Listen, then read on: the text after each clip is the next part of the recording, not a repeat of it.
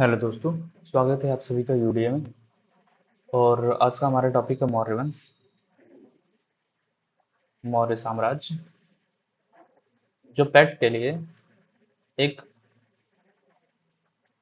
एक से दो क्वेश्चन यहाँ से पूछे ही जा रहे हैं या पूछे जाएंगे।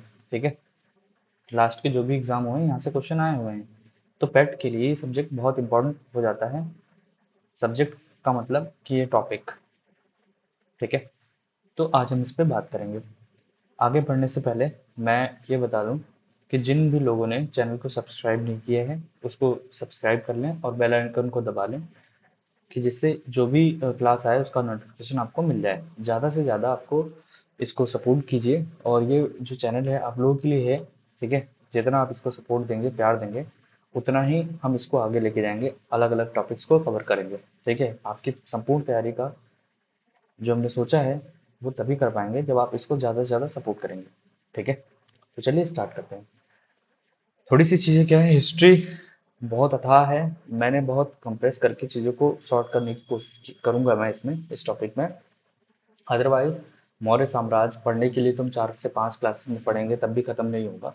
बट इसको एक क्लास में डालने का मतलब ये है कि आपको सारी एग्जाम पॉइंट ऑफ व्यू से चीज़ें मिल जाएं एक ही जगह पे। ठीक है, इसी वजह से क्लास डिजाइन की गई इस प्रकार से कि एक क्लास में 40 मिनट की अगर क्लास होगी तो आपको ये टॉपिक सारा का सारा कंप्लीट हो जाएगा आपके एग्जाम पॉइंट ऑफ व्यू से।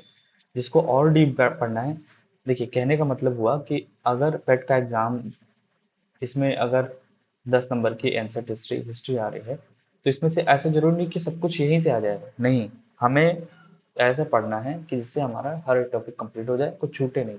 ठीक है, डीप पढ़ने के लिए आपको अलग से पढ़ना पड़ेगा अगर आप अदर एग्जाम्स की कोई तैयारी कर रहे हैं। फिर भी जो नोट्स हैं, नोट्स बहुत सफिशियंट है। इतना नोट्स जितने भी वनडे एग्जाम्स आप दे रहे हैं सब में काम आ जाएगा।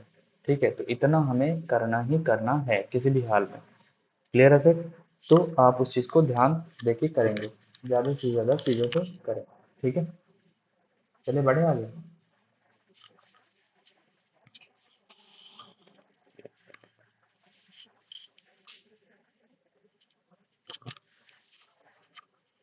चलिए तो बढ़ते हैं आगे हम। ठीक है, सबसे पहले मौर्य वंश के बारे में थोड़ा सा जानने की, कैसे क्या हुआ, कैसे चीज़ें आगे बढ़ी, तो वो देख लेते हैं कैसे।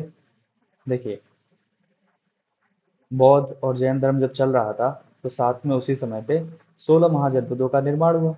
ठीक है, 16 बौद्ध जैन धर्म जब आया था वैदिक काल के बाद, बौद्ध जैन जैन दो धर्म आए, मतलब इम्पोर्टेंट है। बाकी और कई सारे धर्मों की उत्पत्ति हुई, इसमें ये इंपॉर्टेंट रोल प्ले करते हैं। इसके साथ साथ में ही वैदिक काल का जब एंड होता है तो वहाँ पे कई सारे जनपदों का निर्माण हुआ जिनकी संख्या लगभग मुख्य थे 16, और इन्हें 16 महाजनपदों के नाम से जाना गया।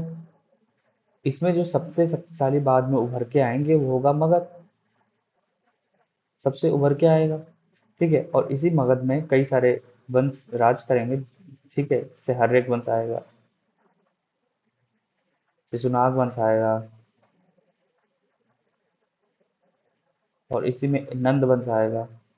ठीक है, तो ये जो नंद वंश है इसी का शासक रहेगा घनानंद, और घनानंद को हरा के ही चंद्रगुप्त मौर्य क्या बनेगा, शासक बनेगा, राजा बनेगा। ठीक है, कहाँ पे, मगध में, मगध वाले क्षेत्र में। ठीक है, मगध कहाँ है, बिहार वाले क्षेत्र में। बिहार, ये जो ये वाला इलाका है, अगर मैं एक नॉर्मली इंडिया का मैप ड्रॉ करूँ तो ये वाला जो इलाका है ना यहाँ पे, ठीक है, बिहार वाले, बिहार यूपी झारखंड वाला जो एरिया है यहाँ पे कंबाइंड करके इस वाले इलाके में। ठीक, तो यहाँ पे राजा बनेगा कौन, चंद्रगुप्त मौर्य, और इसी पे हम आज की हमारी क्लास हो रही है। ठीक है, तो चलो जानते हैं चंद्रगुप्त मौर्य के बारे में। मजे से पढ़ते हैं, समझ में आएगा चीजें। ठीक है, मजे काटते हुए पढ़ते हैं इसको। चलो, बोर नहीं होने का है, सब कुछ बढ़िया सुनते रहिएगा, मजा आएगा। ठीक है, मैं हंसी मजाक करता रहूंगा इसमें जिससे आपको बोरिंग ना लगे। तो भैया देखें, मौर्य साम्राज्य के जो संस्थापक रहे हैं कौन है, चंद्रगुप्त मौर्य। 345 ईस्वी में इनका जन्म हुआ था। ठीक है भाई साहब, इनको नाम दिया गया क्या, सेंट्रोकोटस। किसने दिया, जस्टिन ने। ठीक है, जस्टिन एक इतिहासकार हैं, जस्टिन, उन्होंने इसको नाम सेंट्रोकोटस दिया। बाद में विलियम जोन्स ने ही इनकी पहचान चंद्रगुप्त मौर्य से की। ये क्लियर हो गया पॉइंट आपको। तो मौर्य साम्राज्य कैसे आया मैंने बता दिया। मौर्य साम्राज्य को स्टैब्लिश करने का श्रेय जो जाता है चाणक्य को भी जाता है। ऐसा माना जाता है कि चाणक्य एक ऐसा व्यक्ति था जो घनानंद के दरबार में वर्क करता था। ठीक है। बाद में बेइज्जती करके इसको निकाल दिया गया वहां से, और उसी का बदला लेने के लिए इन्होंने क्या किया, चंद्रगुप्त मौर्य का सहारा लिया, यानी दिमाग उनका था और कर्म इनके थे। बस इसी वजह से मौर्य साम्राज्य स्टैब्लिश हुआ। यानी मौर्य साम्राज्य को स्टैब्लिश करने में एक रणनीतिकार के रूप में भूमिका किसने निभाई थी? चाणक्य ने। ठीक हो गया इतना? चलिए, तो आगे बढ़ते हैं। इसका जो चंद्रगुप्त मौर्य है, इसका नाम जो है ब्रसल, इनके लिए ब्रसल शब्द का भी प्रयोग किया गया है। ब्रसल का मतलब होता है निम्न कुल का व्यक्ति या निम्न कुल में उत्पन्न व्यक्ति। ठीक है। और ये जो नाम मिला है ब्रसल, ये बेसिकली एक नाटक है। किसके द्वारा? विशाख दत्त द्वारा रचित मुद्रा राक्षस नाटक में इसके बारे में चर्चा की गई है। ठीक है। मैं बहुत कंप्रेस करके पढ़ा रहा हूँ, आपके लिए इतना इम्पोर्टेंट। इसमें पढ़ाने के लिए बहुत सारी चीजें हैं। कभी कभी मैं यही सोचता हूँ कि इतिहास में क्या छोड़ें क्या पढ़ाएं। ठीक है। बट आपके एग्जाम पॉइंट से जितनी भी चीजें इंपॉर्टेंट होंगी वो सब आपको यहाँ पे करा दी जाएंगी। ठीक है। और ये नोट्स सफिशिएंट है अपने आप में ही। ठीक है। हर एग्जाम में काम आ जाएगा। आप इसको नोट करके शॉर्ट नोट्स में 1 से 2 पेज में इसको इंपॉर्टेंट चीजें इसको पढ़ लीजिएगा। पढ़ने के बाद आप इसके कंप्रेस करके नोट बना लीजिए 1 से 1.5 पेज में। इनफ है। एक वीडियो में लेके आऊंगा नोट्स कैसे बनाएं, इस पे एक वीडियो प्रॉपर में बनाऊंगा, आप उसको देख लीजिएगा। चाणक्य की भूमि क्या रही और अर्थशास्त्र। ठीक है। घनानंद की पराजय आपको पता है, मैंने बता दिया थोड़ी सी। घनानंद को हराने में चाणक्य, जिन्हें कौटिल्य विष्णुगुप्त भी कहा जाता है, ने चंद्रगुप्त मौर्य की बड़ी मदद की। प्रधानमंत्री घनानंद को हराने के बाद चंद्रगुप्त मौर्य मगध की गद्दी पर बैठा और चाणक्य को अपना क्या बनाया? प्रधानमंत्री बनाया। ठीक है। चाणक्य ने अर्थशास्त्र नामक पुस्तक लिखी। ठीक है। और अर्थशास्त्र के बारे में ना बताकर पॉलिटिकल और स्टेट क्राफ्ट के बारे में, यानी मुख्य रूप से राजनीति के बारे में चर्चा की गई है। ठीक है। राजनीति की चर्चा किसमें? अर्थशास्त्र में। ना कि अर्थशास्त्र से संबंधित पुस्तक नहीं है, ये राजनीति से संबंधित पुस्तक है। ये आपको ध्यान रखना है। ठीक हो गया? इतना हमारा सब हो गया। चलिए आगे बढ़ते हैं फटाफट। एक चंद्रगुप्त के दरबार में एक राजदूत आया था। ये बेसिकली हिस्टोरियन था, भूगोल वेत्ता था। ठीक है। तो कुछ भी कह सकते हो इसको। मेगास्थनीज, यूनानी शासक सेल्यूकस ने भेजा था। यूनानी सेल्यूकस निकेटर ने इसको चंद्रगुप्त मौर्य के दरबार में भेजा था, और इसने एक पुस्तक लिखी थी, इंडिका। इंडिका नामक पुस्तक किसने लिखी थी? इसने इंडिका नामक पुस्तक लिखी थी। सेल्यूकस निकेटर की पुस्तक का नाम था इंडिका। ठीक, सॉरी, मेगास्थनीज की पुस्तक का क्या नाम था? इंडिका नाम था। सेल्यूकस निकेटर ने इसे भेजा था किसके? मौर्य साम्राज्य में, यानी, और ये चंद्रगुप्त मौर्य के दरबार में था। याद रखिएगा इतना भी है। ठीक है। चलिए आगे बढ़ते हैं। अगर मैं बात करूं तो शासन प्रशासन को चलाने के लिए, ठीक है, अर्थशास्त्र में सप्तांग सिद्धांत की चर्चा की गई है। सप्तांग की चर्चा की गई, क्या है ये? बेसिकली चाणक्य ने राज्य को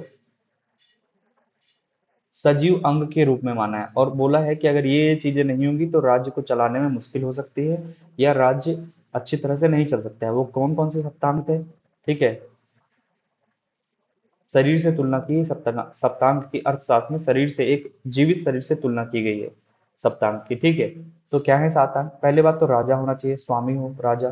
ठीक है। जो प्रॉपर निर्णय ले सके। ठीक है। अमात्य मंत्री होना चाहिए जो सलाह दे सके। जनपद, क्षेत्र और जनता, जनपद होना चाहिए जिसमें क्षेत्र, बड़ा क्षेत्र और जनताएं निवास करें। दुर्ग, किला होना चाहिए जिससे रक्षा की जा सके, किससे? बाह्य आक्रमण से। कोष, खजाना होना चाहिए। ठीक है। खजाना होगा तभी तो आपके पास पैसा होगा, तभी तो आप कुछ कर पाओगे आगे। उसके बाद दंड, किससे? न्याय के लिए दंड, और सेना सुरक्षा के लिए हो। मित्र, और उसके साथ साथ में सहयोगी राज्य में, अगर ऐसा हो रहा है तो वो राज्य एक शक्तिशाली राज्य के रूप में उभरेगा। ठीक है। इतनी सारी चीजें एक अंग के रूप में बोला है, किसका? राज्य के अंग के रूप में इतनी सारी चीजें बताई गई हैं। ठीक है। तो आपको ये चीजें समझ में आ गई होंगी। ठीक, आगे बढ़े। मजा आ रहा है? ठीक है। समझते चलो और बढ़ते चलो। तो हमारा इतना कंप्लीट हो गया। उसके बाद अब मैं यहाँ पे चंद्रगुप्त मौर्य के बारे में थोड़ी और चीजें, कि चंद्रगुप्त मौर्य 322 में गद्दी पे बैठा था, और बाद में सेल्यूकस निकेटर से युद्ध हुआ 305 ईसा पूर्व में, और सिकंदर सेल्यूकस निकेटर से युद्ध। जो ये सेल्यूकस निकेटर था, ये कौन था? सिकंदर का सेनापति था, जिससे इसका युद्ध हुआ था। ठीक है, कौन किससे युद्ध हुआ था? सेल्यूकस निकेटर के सेनापति से युद्ध हुआ था इसका। बाद में जब युद्ध हारने के बाद क्या हुआ कि भैया इन्होंने अपनी पुत्री का विवाह कर दिया। किसने? सेल्यूकस निकेटर ने। जो सेनापति थे, इन्होंने अपनी पुत्री का विवाह किया। किसके? किससे? चंद्रगुप्त मौर्य से। किससे? चंद्रगुप्त मौर्य से। ठीक हो गया। पुत्री का नाम था कार्नेलिया। पुत्री का नाम था कार्नेलिया। समझ में आया? और इसके साथ साथ में दहेज के रूप में क्या हुआ? 4 प्रांतों को भी चंद्रगुप्त मौर्य को दिया था। कौन सा? काबुल या काबुल, कांधार, हेरात और मकरान। ये सब अफगानिस्तान में स्थित हैं। ठीक है, अफगानिस्तान में स्थित हो गए। क्लियर है सर? काबुल, कांधार, हेरात और मकरान। समझ में आया? सेल्यूकस निकेटर को हराया था। क्लियर है सर? ठीक है, तो ये हमारा इतना कंप्लीट होता है। उसके बाद अंतिम समय में इन्होंने क्या हुआ, अपने धार्मिक जीवन की बात करें तो जैन धर्म को मानने वाले थे, फॉलोअर थे जैन धर्म के। हालांकि पहले ब्राह्मण धर्म से संबंध थे, बाद में ये जैन धर्म के अनुयायी बन गए थे। ठीक है, उन्होंने दीक्षा किससे ली? जैन गुरु भद्रबाहु से। भद्रबाहु आपको पता है कौन था? जैन धर्म में हमने पढ़ा। ये आपके लिए SW है कि ये श्वेतांबर से या फिर दिगंबर थे, ये आप बताएंगे।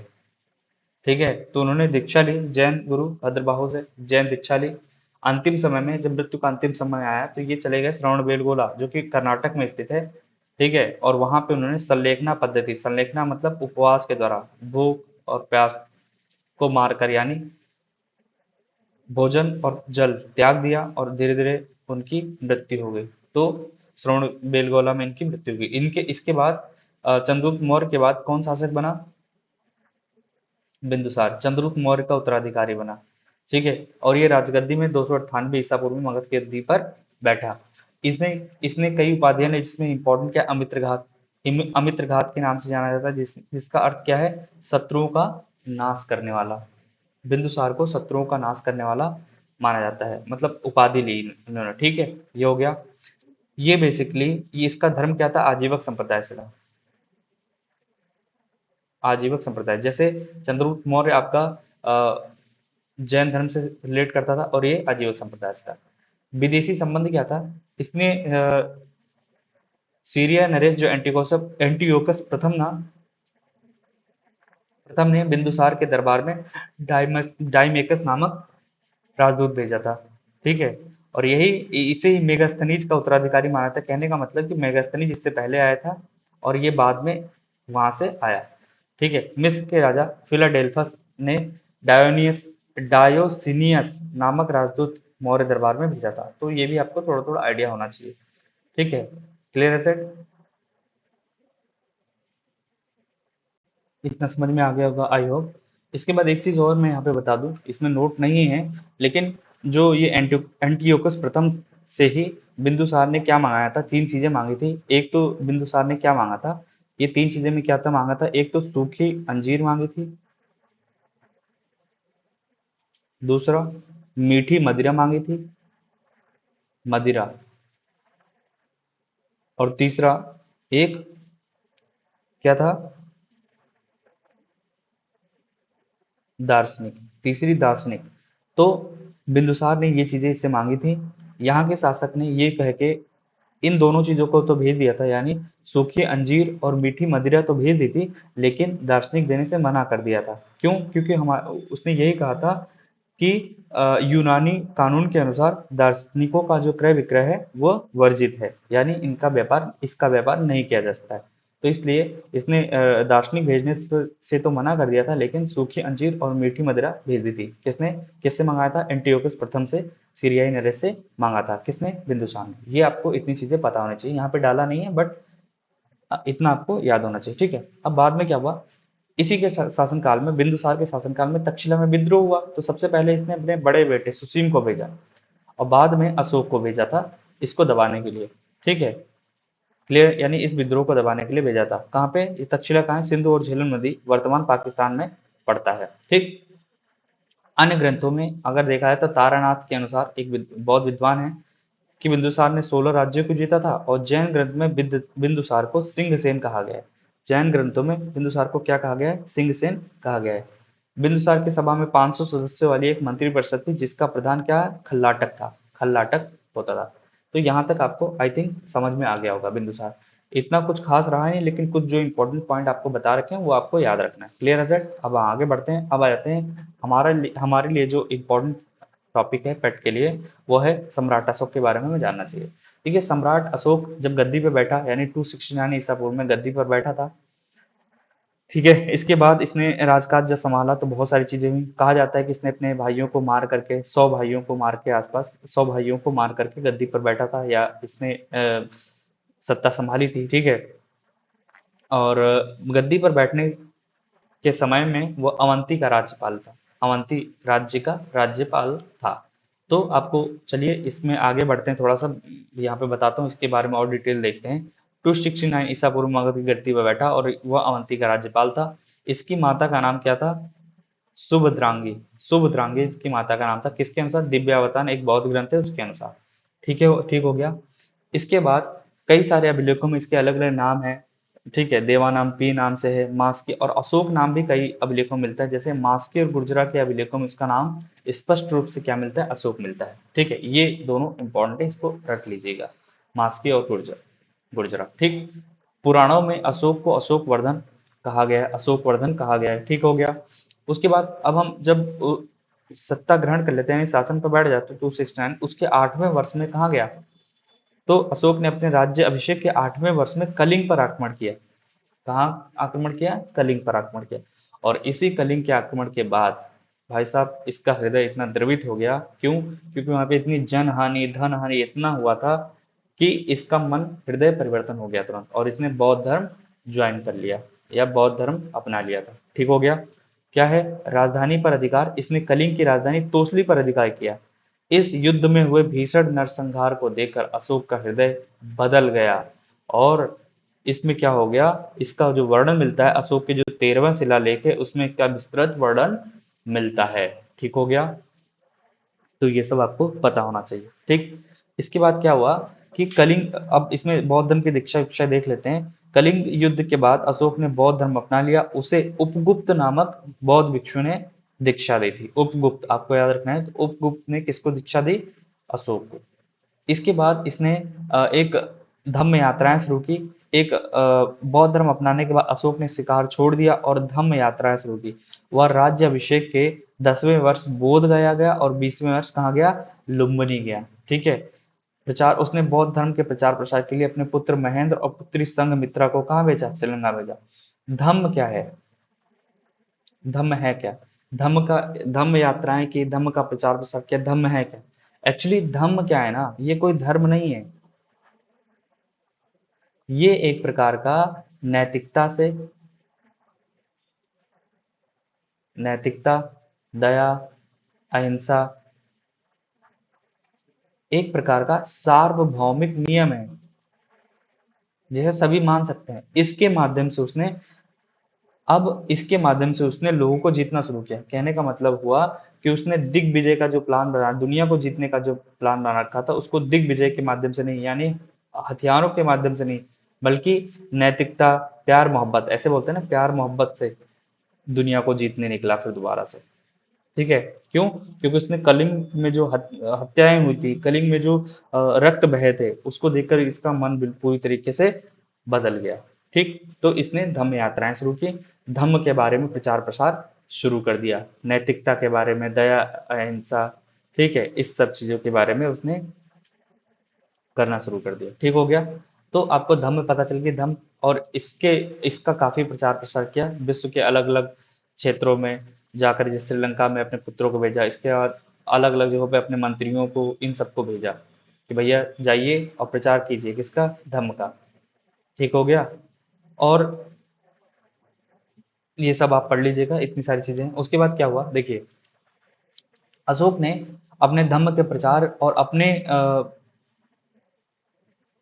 अपनी बातों के प्रचार प्रसार के लिए, या उसके जो जो भी उसने शासन में नियम कानून, नियम उम बनते थे, उसकी बात, उसका प्रचार प्रसार के लिए उसने अनेक सारे अभिलेख लिखवाए।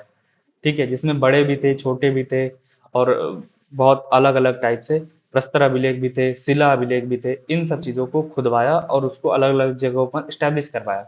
लगभग अशोक ने 30 अभिलेखों के 30 अभिलेखों को लिखवाया, जिसमें से 14 बृहद थे, 7 अन्य छोटे थे, बाकी अन्य थे। ठीक है, 30 में से 7 बड़े, अन्य छोटे, फिर उससे छोटे, ये सब रहा है। ठीक है, जहां जिस प्रकार से रिक्वायरमेंट रही उस हिसाब से उसने लेखों को लिखवाया। ठीक है, उसको लगवाया, वहां पे पत्थर कटवाया, जो भी चीजें थी ये सब करवाया उसने। ठीक हो गया। इसमें से अगर मैं कुछ प्रमुख शिलालेख जो प्राप्ति स्थल है शिलालेखों की, उसके बारे में अगर मैं बताऊं, तो शाहबाज गढ़ी जो मिला है पेशावर पाकिस्तान, ये खरोष्टी लिपि में लिखा है। याद रखिए, शाहबाज गढ़ी। शाहबाज शरीफ कहाँ है, कहाँ के प्रधानमंत्री हैं, पाकिस्तान के ना, तो याद रखिएगा पेशावर पाकिस्तान। ये शाहबाज गढ़ी पेशावर पाकिस्तान खरोष्टी लिपि में लिखा गया है। देखिए, जो इसके टाइम पीरियड में जो भी लेख लिखे गए, चाहे वो प्रस्तर लेख हो चाहे वो शिला लेख हो, उसमें कई भाषाओं का यूज किया, कई लिपियों का यूज किया, जिसमें खरोष्टी लिपि थी, अरमाइक लिपि थी, और ब्राह्मी लिपि आदि का प्रयोग किया गया था। ठीक है, तो जो हमारा अफगानिस्तान साइड पाकिस्तान उस क्षेत्रों में लिखा था, उसमें खरोष्टी और अरमाइक लिपियों का प्रयोग किया गया था। जबकि भारत में, अभी वर्तमान भारत में जितने भी अभिलेख मिले हैं, उनकी भाषा उनकी लिपि क्या है, ब्राह्मी लिपि। ठीक है, तो शाहबाज गढ़ी पेशावर पाकिस्तान खरोष्टी लिपि में, मानसेरा ये भी हजारा पाकिस्तान में खरोष्टी लिपि में है। ठीक है, कालसी जो है देहरादून उत्तराखंड में है।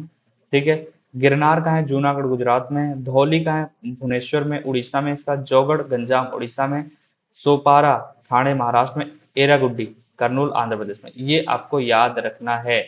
ये सब पीवाईक्यू हैं, कहीं ना कहीं चाहे वो वनडे एग्जाम में पूछे गए हैं, कुछ यूपीएससी में भी ये क्वेश्चन यूपीएससी का है।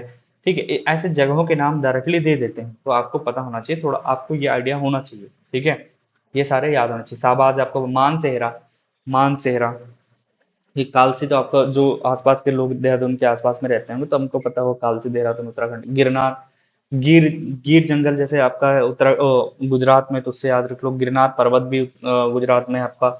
धौली, धौली, ठीक है, धौली गंगा है एक, जो कि गंगा के साइड में वो नहीं है, याद रखिएगा। भुवनेश्वर उड़ीसा में है, एक स्थान है। जौगढ़ गंजाम उड़ीसा ये भी में, सोपारा ठाणे, ये सब आपको पता होना चाहिए। ठीक, अशोक के जो प्रमुख शिलालेख मिले हैं उसके सब्जेक्ट्स क्या हैं। ठीक है, जैसे पहले शिलालेख में पशु बलि की निंदा की गई है, और दूसरे में इनकी चिकित्सा, पशु और मनुष्य दोनों की चिकित्सा के बारे में बताइए। ये दो शुरू के 4 याद कर लो, लास्ट के 4 याद कर लो, काम हो जाएगा। तो पहला आपको पता है पशु बलि की निंदा पहले में, दूसरे में क्या है, पशु और मनुष्य की चिकित्सा की व्यवस्था के बारे में बताया गया है।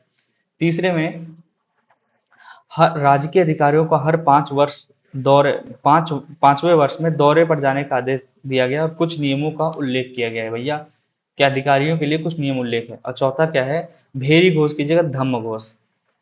ठीक है, भेरी घोष की जगह धम्म घोष की घोषणा की है। धम्म मैंने बता दिया है क्या है।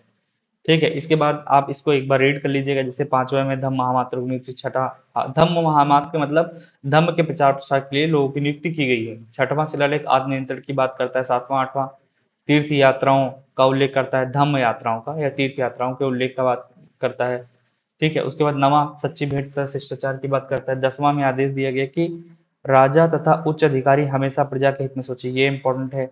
11वें में धम्म की व्याख्या, ये भी इंपॉर्टेंट हो गया। 12वां शिलालेख स्त्री महामात्रों की नियुक्ति, ये भी इंपॉर्टेंट है। 13वां शिलालेख सबसे मोस्ट इंपॉर्टेंट 13वां है, क्या है इसमें, इसमें कलिंग युद्ध का वर्णन और अशोक के हृदय परिवर्तन की बात कही गई है। इसी में पड़ोसी राज्यों का भी उल्लेख है, सॉरी पड़ोसी राजाओं का भी उल्लेख हुआ है 13वें शिलालेख में। तो आपको ये चीजें पता होनी चाहिए। ठीक है, कलिंग युद्ध का वर्णन, अशोक के हृदय परिवर्तन की बात, और पड़ोसी राज्यों का भी उल्लेख किया गया है इसमें। 14वां शिलालेख, अशोक ने जनता को धार्मिक जीवन बिताने के लिए प्रेरित किया, किसमें, 14वें शिलालेख में। तो ये आपका सारे शिलालेख कंप्लीट हो गए। ठीक है, अब कुछ ये मेजर थे जो कंप्लीट हो गए, उसके बाद कुछ और है। जैसे एक चीज और जो कुछ इंफॉर्मेशन की, इसकी खोज सबसे पहले 1750 में पैंथेलर द्वारा की गई थी। ठीक है, और इसको पढ़ा नहीं, उस टाइम पढ़ा नहीं गया। पढ़ने में सफलता 1837 में किसको मिली, जेम्स प्रिंसेप को मिली। पहली बार अशोक के शिलालेखों को पढ़ा किसने, जेम्स प्रिंसेप ने पढ़ा। ठीक है, अशोक के अभिलेखों में ब्राह्मी, खरोष्टी, ग्रीक एवं आरमाइक लिपि का प्रयोग किया गया, जिसमें से खरोष्टी, ग्रीक एवं आरमाइक लिपि की अगर मैं बात करूं, तो इन वाले क्षेत्रों में यानी पाकिस्तान और अफगानिस्तान वाले क्षेत्रों में ये ग्रीक आरमाइक लिपि का प्रयोग के बारे में मिलता है, ठीक है। और ज्यादातर जो इंडिया में जितने भी अभिलेख मिले हैं उसकी लिपि अधिकांशतः क्या है, ब्राह्मी लिपि है, ठीक है। ये सब आपको पढ़ लेना, ये सब हो चुका है। अशोक के प्रमुख स्तंभों की अगर हम बात करें तो 7 स्तंभ थे, केवल ब्राह्मी लिपि में 6 अलग अलग स्थानों से मिले हुए हैं। 7 है लेकिन 6 अलग अलग स्थानों में से मिला है, और इसी में से एक स्तंभ में 7वें स्तंभ के बारे में बताया गया है, ठीक है। 7वें स्तंभ के बारे में जानकारी इसी 6 स्तंभ लेखों से मिली है। तो पहला स्तंभ ये कौशाम्बी में था, ठीक है। बाद में सम्राट अकबर ने इसे इलाहाबाद के किले में स्थापित करवाया, और इसे ही रानी का अभिलेख भी कहा जाता है। अशोक की एक रानी थी कारुआ की, उसी के नाम पर इसको, ठीक है, रानी का अभिलेख भी कहते हैं। प्रयाग स्तंभ लेख को ही रानी का अभिलेख कहते हैं। और सम्राट अकबर ने इसे कहाँ से लेके आया था, इसको इलाहाबाद के किले में स्टैब्लिश करवाया था। और जहांगीर ने भी फिर इसको स्टैब्लिश किया था हटा करके कहीं और पे। तो ये समझ लीजिए, इसको मेनली आपको अकबर याद रखना है कि किसने इसको अकबर ने इलाहाबाद के किले में स्टैब्लिश करवाया था। दिल्ली टोपरा, ये भैया फिरोज शाह तुगलक द्वारा टोपरा से दिल्ली लाया गया था, ठीक है। दिल्ली मेरठ, ये भी फिरोज शाह तुगलक द्वारा लाया गया है। उसके रामपुरवा, रामपुरवा जो कि चंपारण बिहार में है, इसकी खोज 1872 ईस्वी में हुई थी। लोहिया अराराज ये चंपारण में है, और लौरिया नंदनगढ़ चंपारण में है। इन जो शिलालेख है इसमें कई सारे चित्रों का वर्णन मिलता है, किसी में मोर, किसी में सिंह वगैरह आदि चित्रों के बारे में भी जानकारी मिलती है। जैसे सारनाथ का जो स्तंभ लेख है उत्तर प्रदेश में, इसके इससे शीर्ष पर 4 सिंह बने हुए हैं, जिसे भारत के राष्ट्रीय प्रतीक नेशनल एम्बल के रूप में एम्बलम के रूप में अपनाया गया है, ठीक है। यानी राष्ट्रीय प्रतीक के रूप में अपनाया गया है। उसके बाद रुम्मनदेही स्तंभ लेख जो है नेपाल में है। रुम्मनदेही लुम्बिनी बुद्ध का जन्मस्थल का इसमें उल्लेख है, यानी बुद्ध लुम्बिनी की यात्रा का उल्लेख है। अशोक ने यहाँ धार्मिक कर बलि माफ कर दिया था, ये इंपॉर्टेंट हो जाता है रुम्मनदेही का।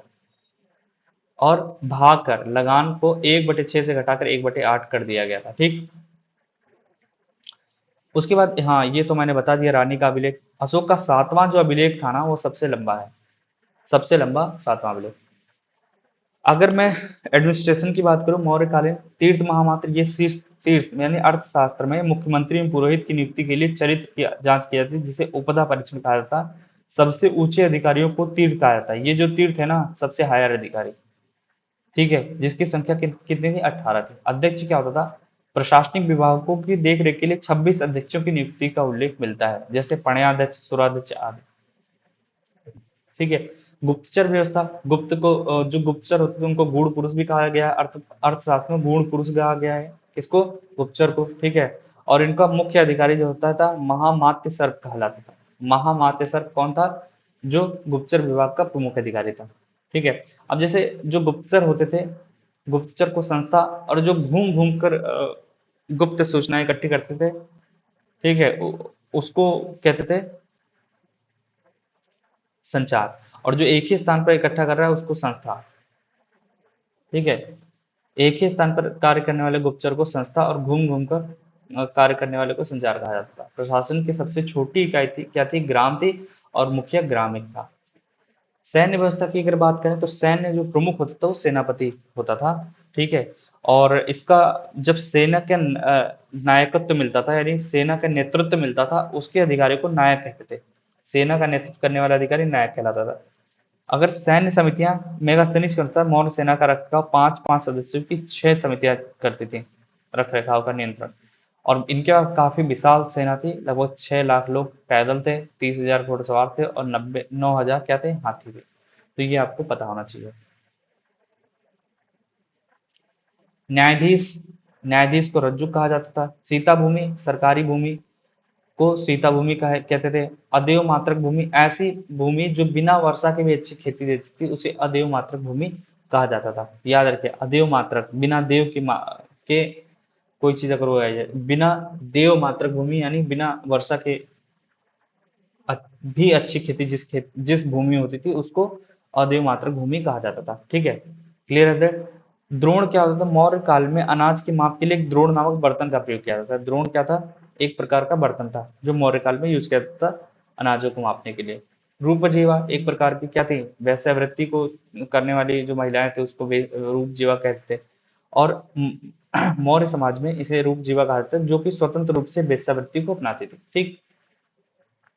प्रवर्तक की सहायता क्या थी? चंद्रगुप्त मौर्य ने नंद वंश का विनाश करने के लिए कश्मीर के राजा प्रवर्तक से सहायता प्राप्त की थी। ठीक हो गया। उसके बाद मेगास्थनीज ने इंडिका नामक पुस्तक की लिखी और उसमें भारतीय समाज को 7 वर्गों में बांटा गया था। मेगास्थनीज जो पुस्तक लिखी थी, कौन सी? इंडिका। इंडिका में भारतीय तत्कालीन भारतीय समाज था जो, उसको 7 वर्गों में बांटा गया था। कौन कौन सा? दार्शनिक हो गया, किसान हो गया, अहिर जो पुष्पालक कहलाते, कारीगर, सैनिक, निरीक्षक और सभासद, ये 7 वर्ग थे। ठीक हो गया। उसके बाद मुख्य महामात्र अगर मैं बात करूं, जो टॉप ऑफिशियल होते थे उनको क्या है? मंत्री पुरोहित आपको पता चल गया। समाहर्ता, राजस्व विभाग का सर्वोच्च अधिकारी समाहर्ता कहलाता था। राजस्व विभाग का सर्वोच्च अधिकारी क्या कहलाता था? समाहर्ता। और ये करता क्या था भैया? टैक्स इकट्ठा करता था। क्या करता था? टैक्स इकट्ठा, बजट तैयार करता था। ठीक हो गया। सन्निधाता, सन्निधाता क्या था? राजकीय कोषाध्यक्ष, चीफ ट्रेजर, ट्रेजर क्या बोलते हैं इसको? ट्रेजरी से संबंधित है कुछ, देख लीजिएगा। राजकीय कोषाध्यक्ष, ठीक है, जो सरकारी खजाने और अन्नागार, ठीक है, स्टोर हाउस की देखरेख करता था। ठीक हो गया। सन्निधाता। सेनापति, सैन्य विभाग का सर्वोच्च कमांडर। क्लियर है सेट? युवराज, राजा का उत्तराधिकारी या राजकुमार। प्रतिष्ठा, फौजदारी न्यायालय, ठीक है, का मुख्य न्यायाधीश। प्रतिष्ठा फौजदारी न्यायालय का मुख्य न्यायाधीश क्या कहलाता था? प्रतिष्ठा कहलाता था। ये सब याद करने वाली चीजें। व्यवहारिक, दीवानी न्यायालय का मुख्य न्यायाधीश व्यावहारिक कहलाता था। तो आपको ये सब चीजें याद रखना चाहिए। नायक, युद्ध के दौरान सेना का नेतृत्व करने वाले के सेनापति को नायक कहते थे। कर्मांतिक आपको हो गया, उद्योग, कारखानों और खजानों का मुख्य निरीक्षक कर्मांतिक। दंडपाल, सेना की रसद की व्यवस्था करने वाला अधिकारी दंडपाल। दुर्गपाल, साम्राज्य के भीतर के किलों का रक्षक होता था दुर्गपाल। अंतपाल, सीमावर्ती दुर्गों और सीमाओं का रक्षक होता अंतपाल। द्वारिक क्या होता था? राजमहल का प्रबंधक और द्वारपाल। द्वारिक क्या होता था? राजमहल का प्रबंधक और द्वारपाल होता। अंतःवेशिक, सम्राट की व्यक्तिगत सुरक्षा और अंतःपुर का रक्षक अंतर्वेशिक। तो देखो प्रशासन कैसे सब कुछ उनको अलग अलग काम दिए गए थे। ठीक है, तो ये मौर्य साम्राज्य में अगर देखेंगे तो ये सब चीजें दिखाई देती हैं। सबको अलग अलग काम दिए गए थे कि भ्रष्टाचार ना हो। ठीक है, आजकल के तो आपको सबको पता ही है। विभागों के प्रमुख क्या थे? विभागों के प्रमुख के लिए अगर मैं बात करूं तो कौटिल्य के अर्थशास्त्र के अनुसार विभिन्न आर्थिक और सामाजिक गतिविधियों को नियंत्रित करने के लिए 26 अध्यक्ष थे। और इनके नाम क्या थे? पणियाध्यक्ष जैसे वाणिज्य और व्यापार विभाग का अध्यक्ष था। ठीक है। सूत्राध्यक्ष, कताई और बुनाई का उद्योग का प्रमुख। सीताध्यक्ष, राजकीय कृषि भूमि का। सूराध्यक्ष, आबकारी विभाग का अध्यक्ष था, एक प्रकार का आबकारी विभाग आज भी है ना। सूनाध्यक्ष, बूचड़खाने का अध्यक्ष। सूना याद रखिएगा, सूनाध्यक्ष। लक्षणाध्यक्ष, टंकशाला का प्रमुख जो सिक्का ढालने का काम देखता था। पौतवाध्यक्ष, मापतौल का काम करता था। नवाध्यक्ष, जहाजरानी नौसेना विभाग का प्रमुख था। अश्वाध्यक्ष आपको पता है, हतस हस्तत्ज क्या बोलते हैं इसको, पढ़ लीजिएगा। हस्त हस्त त्यज, इसको आप देख लीजिए क्या कहते हैं यार, बड़ा खतरनाक सा नाम है। ये गज सेना का प्रमुख था। ठीक है। विवित्याध्यक्ष, चारागाहों का रक्षक था।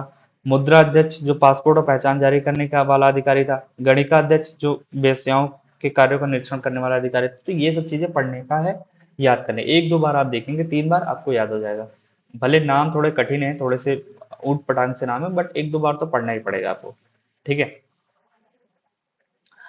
अब ये तो हमने देख लिया, ये गुप्तचर वाला सारा देख चुके हैं ऊपर हम। स्थानिक क्या होता है? स्थानिक क्या होता था कि 800 गांवों के समूह का प्रशासनिक अधिकारी स्थानिक कहलाता था। गोप 10 से 15 गांवों के शासन और कर का हिसाब करने वाला सबसे छोटा प्रशासनिक अधिकारी गोप कहलाता था। अब मौर्य वंश का अंत कैसे हुआ? लगभग 137 वर्षों तक रहा। भागवत पुराण के अनुसार इस वंश के जो 10 राजा हुए, जबकि वायु पुराण 9 राजा के बारे में बात करता है। जो अंतिम शासक बृहद्रथ था और इसकी हत्या कर दी जाती है इसके सेनापति पुष्यमित्र शुंग द्वारा 185 ईसा पूर्व में। और एक नए वंश की उत्पत्ति होती है, कौन सा? शुंग वंश, जो कि ब्राह्मण धर्म को ज्यादा सपोर्ट करेगा। ठीक हो गया।